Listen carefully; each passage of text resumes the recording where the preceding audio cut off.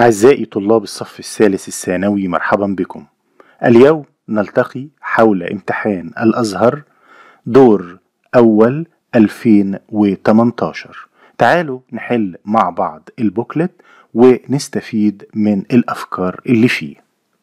هنبدأ البوكلت بالسؤال الأول وهو الوثيقة. الوثيقة بتاعتنا النهاردة بتقول: l'Égyptien Mohamed Salah a reçu jeudi 4 janvier 2018 le Ballon d'Or africain 2017. Lors d'une cérémonie organisée par la Fédération africaine de football à Accra, au Ghana. Salah est désormais le meilleur footballeur du continent devant le Sénégalais Sadio Mané et le Gabonais Pierre-Emerick. En plus, il est actuellement le meilleur buteur au championnat anglais avec 13 buts. Avec la sélection égyptienne, Salah est devenu un symbole. Il a qualifié l'Égypte avec un but marqué lors des dernières minutes du match face au Congo.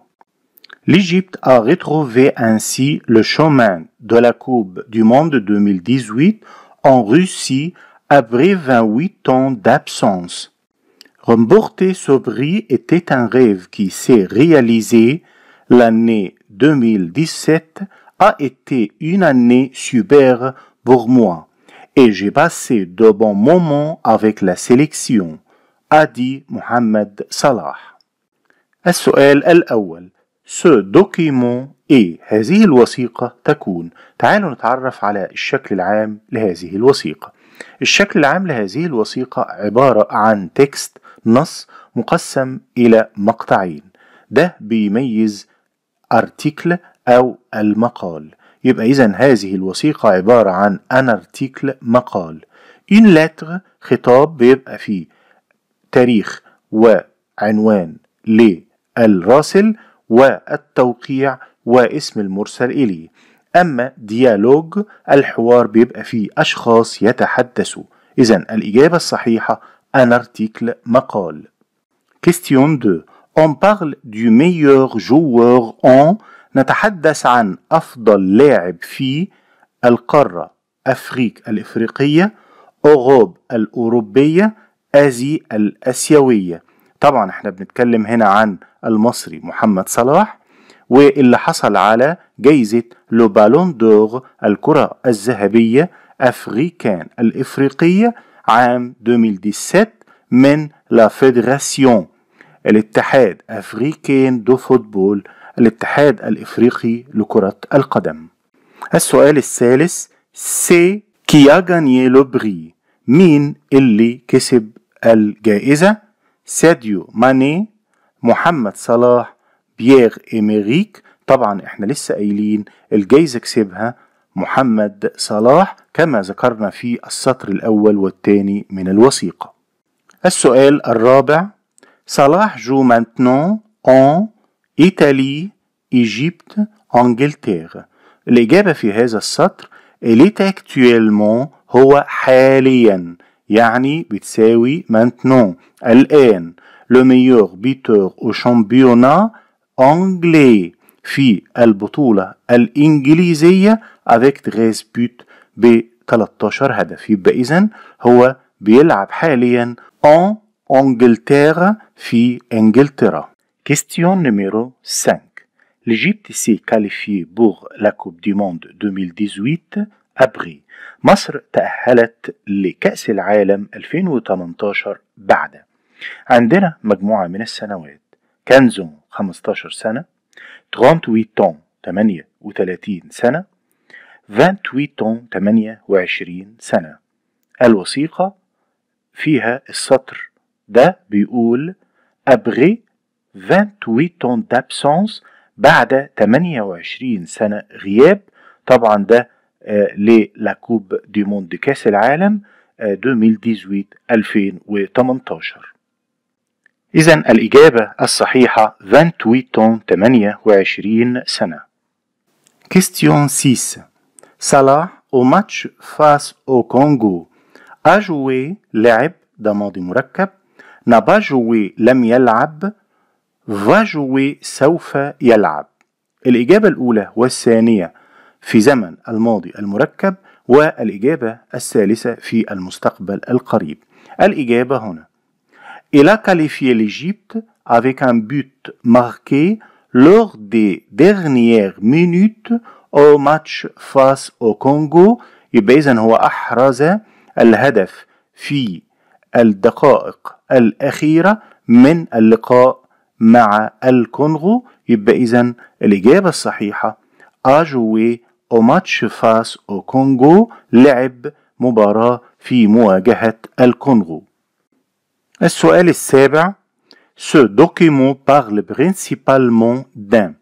هذه الوثيقة تتحدث بشكل عام عن فوتبالور لاعب كرة قدم، باسكيتور لاعب كرة سلة، فوليور لاعب كرة طائرة. طبعا الوثيقة بشكل عام بتتكلم عن فوتبالور لاعب كرة قدم من البداية، بداية الاسم وحتى لا فيدراسيون أفريكين دو فوتبول، وباقي الوثيقة تدل على أنه لاعب كرة قدم. الوثيقة الثانية: Lisez bien ce document puis mettez vrai ou faux. والوثيقة عنوانها Les repas en France، الوجبات في فرنسا. Au petit déjeuner en général, on prend du pain ou des biscuits. Sur le pain, on met du beurre et de la confiture. On appelle ça des tartines. On boit aussi du café au lait, du thé ou du chocolat chaud. On peut aussi boire un jus de fruits ou manger un yaourt. Au déjeuner, on mange plus que petit déjeuner. Il y a souvent une entrée, un plat principal et un dessert. En entrée, on peut prendre un peu de salade. Dans le plat principal, il y a de la viande. On mange de la viande avec des frites, des pâtes, des haricots verts ou du riz. En dessert, on prend un fruit ou un gâteau. Au goûter, on peut prendre un fruit, un croissant ou un morceau de chocolat. Au dîner, on mange un peu moins qu'au déjeuner. Et à la place du café, on boit plutôt une tisane. Question numéro 8 على الوثيقة الثانية. En France, il y a 4 repas. يوجد 4 وجبات. طبعا أنا عامل إحصاء هنا باللون. Au petit déjeuner, au déjeuner, au goûter, au dîner. عندنا 4 repas 4 وجبات. إذن الإجابة هنا vrai صحيحة. Question numéro 9. On prend le dîner le matin. نتناول العشاء صباحا. طبعا هذه الجملة خاطئة لأنها ضد المنطق، وطبيعي هي في الوثيقة مكتوبة آخر وجبة بيتناولها الفرنسيين. يبقى إذن هذه الإجابة خطأ. faux. Question 10. Les tartines est le nom d'un fruit. كلمة tartine هي اسم فاكهة. الإجابة في هذا السطر: On met du beurre et de la confiture. On appelle ça des tartines. يبقى إذن tartine هي عبارة عن ساندويتش مكون من زبدة ومربى. إذن هذه الإجابة faux خطأ. Question numéro 11. Au petit déjeuner في الإفطار on ne mange pas لا نأكل autant qu'au déjeuner بقدر مساوي كما في الغذاء، طعام الغداء يعني. طبعا هنا الإجابة في هذا السطر: Au déjeuner في الغداء on mange plus que petit déjeuner. نأكل أكثر من طعام الإفطار. يبقى إذن هنا لما يقول لي لا نأكل بقدر مساوي للغداء هقول له إجابة صحيحة، لأننا فعلا بناكل في الإفطار أقل من الغداء. هو هنا عاكس، هنا plus que أكثر من، وهنا autant que بقدر مساوي، وكمان الجملة منفية. Question numéro 12. Dans le plat principal في الطبق الرئيسي il n'y a pas de viande لا يوجد لحمة. تعالوا نقرأ هذا السطر. Dans le plat principal في الطبق الرئيسي il y a de la viande يوجد لحمة. إذن هذه الجملة منفية وتعتبر faux خطأ. Question numéro 13. On peut prendre du café au dîner. من الممكن أن نتناول القهوة في العشاء. الإجابة في هذا السطر. Et à la place du café ومكان القهوة نتناول أفضل une tisane مشروب ساخن. إذن هذه الإجابة خطأ لأننا لا نتناول القهوة في العشاء. النوعية الثانية من الأسئلة وهي أسئلة les situations المواقف. السؤال نمرو 14. Ton ami te demande صديقك بيسألك عن les équipements التجهيزات pour faire du tennis لكي تمارس التنس. il dit هيقولك صديقك بيسألك وهو اللي هيقول، يبقى أنا محتاج سؤال. que faut-il pour faire du tennis؟ ماذا يلزمك لكي تمارس التنس؟ il faut une balle يلزم كرة et de raquettes ومضربين. quels sont les équipements؟ ما هي التجهيزات nécessaires الضرورية pour faire du foot لكي تمارس كرة القدم؟ أعزائي الإجابة الصحيحة هتبقى الأولى، لأننا هنا في السؤال بنسأل عن اللازم والضروري لممارسة التنس. الإجابة الثانية تعتبر إجابة وليس سؤال. الإجابة الثالثة وهي سؤال يسأل عن التجهيزات ولكن لرياضة كرة القدم. Question 15. Ton frère aime beaucoup manger. أخوك يحب كثيرا الأكل. Tu le décris هتصفه. tu dis هتقول. الصفة timide خجول. gourmand أكول. il n'aime pas manger لا يحب الطعام. لا، ده الإجابة الصحيحة هنا هتبقى اللي gourmand هو أكول أو نهم للأكل، لأن هذه الصفة بتصف الشخص اللي aime beaucoup manger يحب الأكل كثيرا.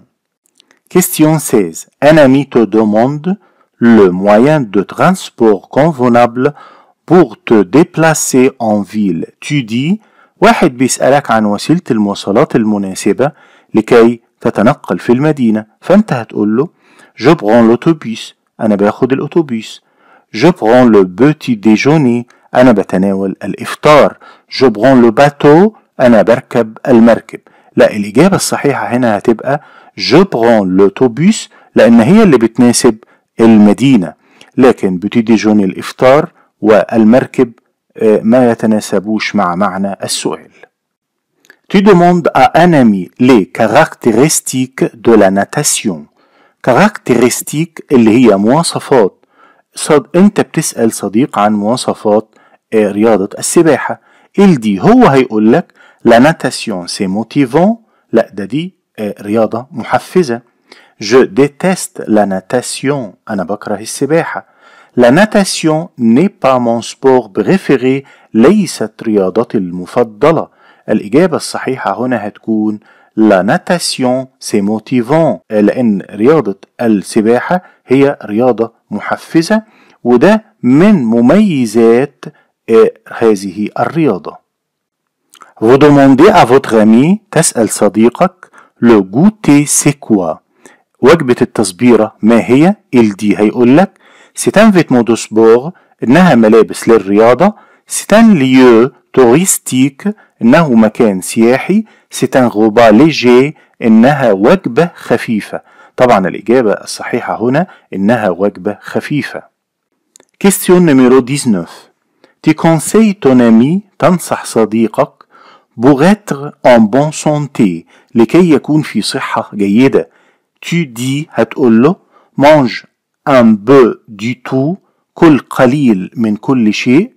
mange beaucoup de gâteaux mange beaucoup de bonbons. طبعا هاكل كثير من الجاتو والبونبون ليس جيد بالنسبة للصحة. إذا ما هو الجيد؟ mange un peu du tout، كل القليل من كل شيء. Question 20. Tu es obligé d'étudier tes leçons. تدي أنت مجبر أن تذاكر دروسك. أنت هتقول Je vais étudier mes leçons. سوف أذاكر دروسي. Je viens d'étudier mes leçons. أنا لسه مذاكر دروسي. Je dois étudier mes leçons.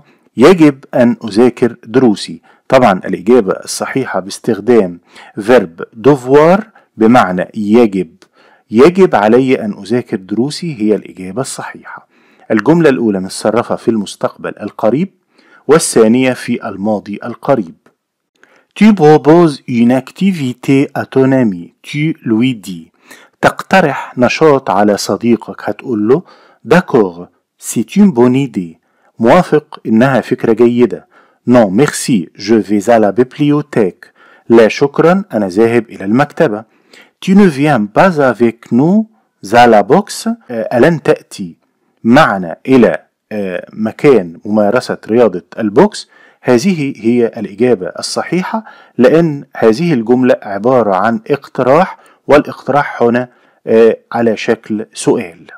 أما داكور فتدل على الموافقة، ونون تدل على الرفض. داكور بتدل على acceptation، ونون بتدل على refus الرفض. Tu demandes à un ami ce qu'il n'aime pas du tout. Il dit. تسأل صديقك ما الذي لا يحبه على الإطلاق. هو هيقول لك Qu'est-ce que tu n'aimes pas du tout؟ ماذا لا تحب على الإطلاق. J'aime les cookies. أحب الكعكات. Je n'aime pas du tout les pâtes. أنا لا أحب المعجنات. الإجابة الصحيحة Je n'aime pas du tout les pâtes، لأن هذه الجملة توي على verb aimer منفي يدل على عدم الحب على الإطلاق للشيء. جيم أنا أحب لكوكي ما تناسبش معنى الجملة. وكيس كو تي نيم با دي تو ده سؤال، وأنا محتاج طبعا إجابة. Question 23. Un ami te demande la quantité de sucre qu'on doit mettre dans la tarte aux pommes. Elle dit. صديقة بتسألك عن كمية السكر اللي يجب وضعها في تورتة التفاح. هي اللي هتقول. صديقة بتسأل، هي اللي هتقول، يبقى أنا محتاج سؤال. On doit mettre 250 grammes de sucre. يجب أن نضع 250 جرام سكر. La tarte aux pommes c'est délicieux. إنها لذيذة تورتة التفاح. Combien tu mets de sucre dans la tarte aux pommes؟ كم تضع من السكر في تورتة التفاح؟ أعزائي، علشان أسأل عن الكمية هسأل بكومبيان تيمي، كم تضع من السكر. أما الإجابة الأخرى وهي on doit mettre 250 grammes de sucre، لا ده دي فخ لك، اوعى تقع فيه، لأن ده إجابة وليس سؤال. Question 24. Tu demandes à un ami. تسأل صديقك عن son lieu préféré، مكانه المفضل à la campagne في الريف. Il dit. هيقول لك Je préfère le canard et le coq. أفضل ذكر البط والديك. Quel animal tu préfères؟ أي حيوان أنت تفضله؟ J'aime le chant. أحب الحقل. الإجابة الصحيحة هنا هتبقى J'aime le chant. أحب الحقل، لأن ده المكان المفضل لي في الكامباني أو الريف. كل أنيمال ده سؤال عن الحيوان المفضل، وجو بريفير هو إجابة عن الحيوان المفضل. هنا أنا بسأل عن ليو المكان.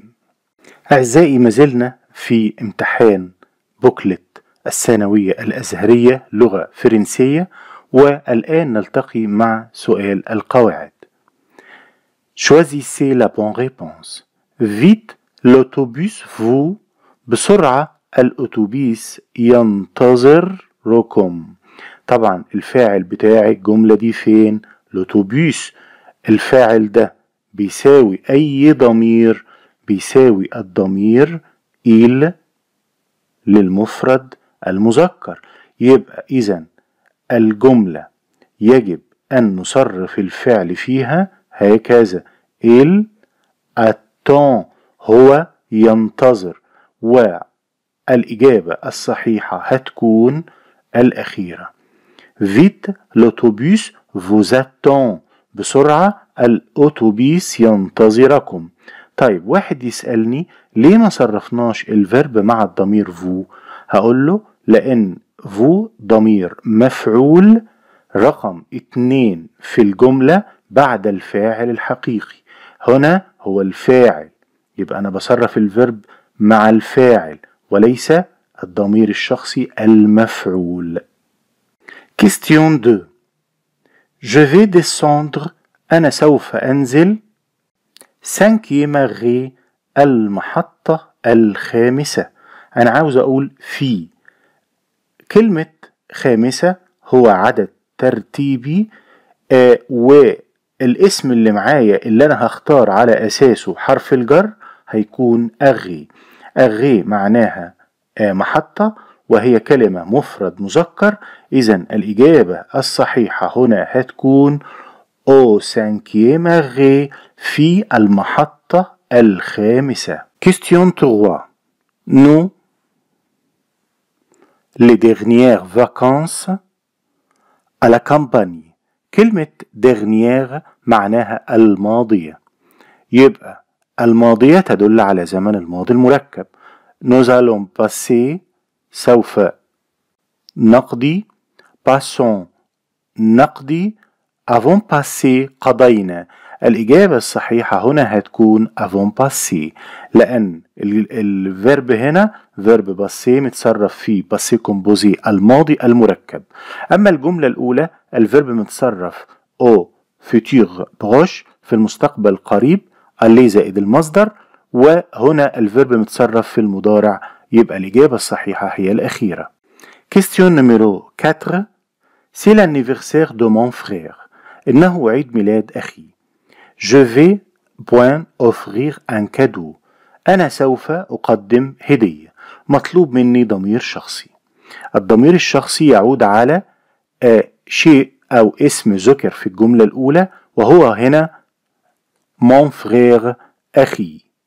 ثانيا الفيرب وهو فيرب offrir يقدم من الأفعال اللي بتاخد حرف جر.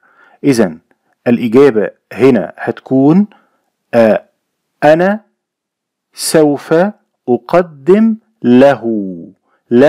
يبقى الإجابة الصحيحة هتبقى الوي، لأن الوي بيحل محل اسم عاقل، والفيرب بياخد حرف جر أي مفعول غير مباشر.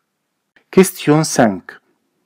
Et cette chemise، هذا القميص، que ماذا، en quoi من أي شيء، كي من. أنا هنا بسأل عن المادة الخام للقميص، فأنا هقول en quoi من أي شيء، et cette chemise يكون هذا القميص. que ما تنفعش هنا، ولا كي اللي بمعنى من. لو أنا جيت أكتب الإجابة هنا هقول cette chemise، هذا القميص، et ton coton يكون من القطن. وجود حرف الجر on في الإجابة يخليني أقوله في السؤال. Question 6. Tu as des amis ici؟ Non, je ne connais point ici. لاحظ أن السؤال بنتكلم عن أشخاص اللي هم أمي أصدقاء، والإجابة عاوز أنفي عدم معرفتي لهؤلاء الأشخاص، يبقى أنا محتاج المعنى هنا بيحتم علي أختار personne. تعالوا نترجم. non je ne connais personne، لا أنا لا أعرف أحد ici هنا. أما plus بمعنى لم يعد، وجامي معناها أبدا. Question numéro 7. Quand la pièce va commencer؟ متى المسرحية سوف تبدأ؟ point un quart d'heure، ربع ساعة. تعالوا نلاحظ حاجة مهمة. va commencer هنا في زمن ايه؟ برافو عليك، الفيتور بروش أو المستقبل القريب. طب إيه علامة زمن المستقبل القريب هنا؟ دو من أو عن، دون في خلال، بوغ من أجل أو لكي. لا، ده علامة زمن المستقبل القريب هي دون. لاحظ إن دون يأتي بعدها مكان ويبقى معناها في، ولكن إذا جه بعدها مدة زمنية هيبقى معناها في خلال. إذن dans un quart d'heure في خلال ربع ساعة هو إجابة على السؤال quand la pièce va commencer متى المسرحية سوف تبدأ.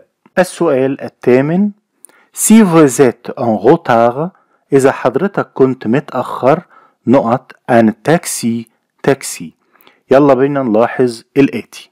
أولا الجملة تحتوي على الضمير vous والمطلوب مني أضيف فيرب في صيغة الأمر. لو أنا بصيت على الضمير vous يبقى أنا هوجه الكلام للشخص باستخدام هذا الضمير. فين بقى الفيرب اللي متصرف مع الضمير vous؟ هو فيرب prenez. prenez متصرف مع الضمير vous، prenne متصرف مع il avec s، prend متصرف مع الضمير tu أو je. إذن الإجابة الصحيحة هنا هتكون prenez.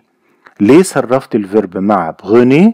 علشان بوجه الكلام إلى شخص واحد للاحترام. si vous êtes en retard إذا حضرتك كنت متأخر prenez خد un taxi. Question numéro 9. Tu veux aller au cinéma? Point. Pourquoi pas? ليه لأ؟ كلمة لما لا تدل على الموافقة، وهنا السؤال مثبت، يبقى إذن الإجابة الصحيحة هنا هتكون oui نعم. Tu veux aller au cinéma? Oui. Pourquoi pas? نعم لما لا. لو جاوبنا باستخدام non يبقى هنا أنا برفض، وطبعا ديت ليست رفض ولكنها إجابة بالموافقة. أما استخدام سي فبنستخدمه لما يكون السؤال منفي. Question 10. Il y a une heure منذ ساعة je viens de أنا لسه.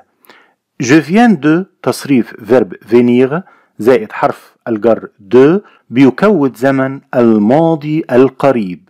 الماضي القريب يأتي بعده فعل في المصدر. طيب أي فعل في المصدر هنا؟ عندنا verb se lever يستيقظ و me lever يستيقظ، نفس الفيرب. الاختلاف هنا في تصريف السو. se lever ده مصدر الفيرب، لكن me lever المصدر ولكن متصرف مع الضمير je. يبقى ما تنساش عزيزي الطالب لما بحط الفيرب ذو ضميرين في المصدر بصرف السو. يبقى الإجابة الصحيحة هنا هتكون me lever. je viens de me lever أنا لسه صاحي il y a une heure منذ ساعة. Question numéro 11. Le poisson السمك est délicieux que le boulet. النقط بعدها صفة، ولكن عندي كلمة que بتفتح لي باب للمقارنة. في أي كلمة من دول بتدل على المقارنة هي كلمة plus. plus délicieux que يعني أطعم من. يبقى إذن الإجابة الصحيحة هنا هي كلمة plus. أما beaucoup فهو ظرف كمية، وتغي ظرف يدل على المبالغة، وهذه هي إجابات خاطئة. Le poisson est plus délicieux que le boulet. السمك أطعم من الفراخ. أعزائي عندما أقارن الصفة فإننا أستخدم plus و moins و aussi. بضع الصفة ثم كلمة que. plus que أكثر من، moins que أقل من، aussi que مساوي لي. أعزائي وصلنا إلى سؤال الإيميل. مطلوب مني أكتب 3 phrases complètes 3 جمل كاملة. Quel moyen de transport tu prends؟ أي وسيلة مواصلات تركبها؟ Pourquoi؟ لماذا؟ À quel arrêt tu descends؟ في أي محطة انت هتنزل. اجابة على السؤال رقم 1 هقول je prends انا هركب le métro المترو. pourquoi لماذا؟ للإجابة هقول car le métro لأن المترو est confortable يعني مريح. السؤال الثالث à quel arrêt tu descends في أي محطة أنت هتنزل؟ هقول je descends أنا هنزل à l'arrêt في محطة السادات، وطبعا دي محطة من محطات المترو كلنا عارفينها. سؤال الموضوع tu aimes les tâches ménagères أنت تحب المهام المنزلية. qu'est-ce que tu fais et qu'est-ce que tu ne fais pas ماذا تفعل وماذا لا تفعل. écris 5 phrases اكتب 5 جمل. repasser يكوي le lit السرير la vaisselle غسيل الأطباق. الجملة الأولى ممكن تكون j'aime أنا أحب aider مساعدة ma mère أمي à la maison في المنزل. الجملة الثانية ممكن أقول je fais mon lit أنا أرتب سريري. je range أنا أرتب ma chambre غرفتي. je fais la vaisselle أنا أغسل الأطباق. je n'aime pas repasser les vêtements لا أحب كوي الملابس. الجملة الأخيرة je n'aime pas أنا لا أحب passer l'aspirateur لا أحب أن أقوم بأعمال الكنس. كده يبقى أنا استخدمت جمل في صيغة الإثبات وجمل في صيغة النفي، وعبرت عن لتاش ميناجير المهام المنزلية بأكتر من فكرة. أعزائي وصلنا للموضوع الثاني والأخير في امتحان الشهادة الثانوية الأزهرية البوكلت الأخير 2018. Hier, tu as eu mal au ventre et ton père t'a accompagné chez le médecin. أمس أنت كنت بتشعر بألم في البطن ووالدك رافقك عند الطبيب. écris les conseils اكتب النصائح qu'il t'a adressé التي وجهها لك pour être en bonne santé لكي تكون في صحة جيدة. écris 5 conseils اكتب 5 نصائح. fruits frais فواكه طازجة. dormir ينام. sport رياضة. ممكن أقول الجملة التمهيدية ديت هقول le médecin الطبيب m'a donné أعطاني quelques conseils بعض النصائح. وأبدأ أقول إيه هي النصائح اللي ادهالي. النصيحة الأولى هصرف الفيرب في صيغة الأمر مع الضمير فو. هقول prenez تناول des fruits فاكهة frais طازجة. دي النصيحة الأولى إيه اللي استخدمت فيها فيرب prenez في صيغة الأمر مع الضمير فو. النصيحة التالية ممكن أقول dormez bien نم جيدا وكده أنا صرفت فيرب dormir، فيرب بمعنى ينام مجموعة تالتة. dormez bien، نام جيدا. ممكن أقول له faites، مارس، du sport، رياضة. لاحظ ان انا بكتب الجمل تحت بعض وليس جنب بعض، وبعد كل جملة بكتب علامة تعجب. manger، تناول طعام. manger un peu، القليل. de tout، من كل شيء. هنا استخدمت ظرف الكمية un peu de tout، قليل من كل شيء. ممكن كمان أقول له buvez، اشرب. assez de، قدر كافي من الماء. كده يبقى أنا استخدمت 5 جمل. صرفت الأفعال في هذه الجمل في صيغة الأمر مع الضمير فو. ما تنساش إن أنا ممكن للنصيحة بستخدم التعبير الفو بمعنى يجب أن، بس بكتب بعديه الفعل في صيغة المصدر. أو ممكن أستخدم فيرب devoir مع الضمير فو، هقول فو devez، يجب عليكم، وطبعا بيجي بعديه فيرب في صيغة المصدر أيضا. أعزائي طلاب الصف الثالث الثانوي، سعدت بكم في هذا الدرس وأتمنى أن أكون قد أفدتكم. نلتقي في درس قادم إن شاء الله. السلام عليكم ورحمة الله وبركاته.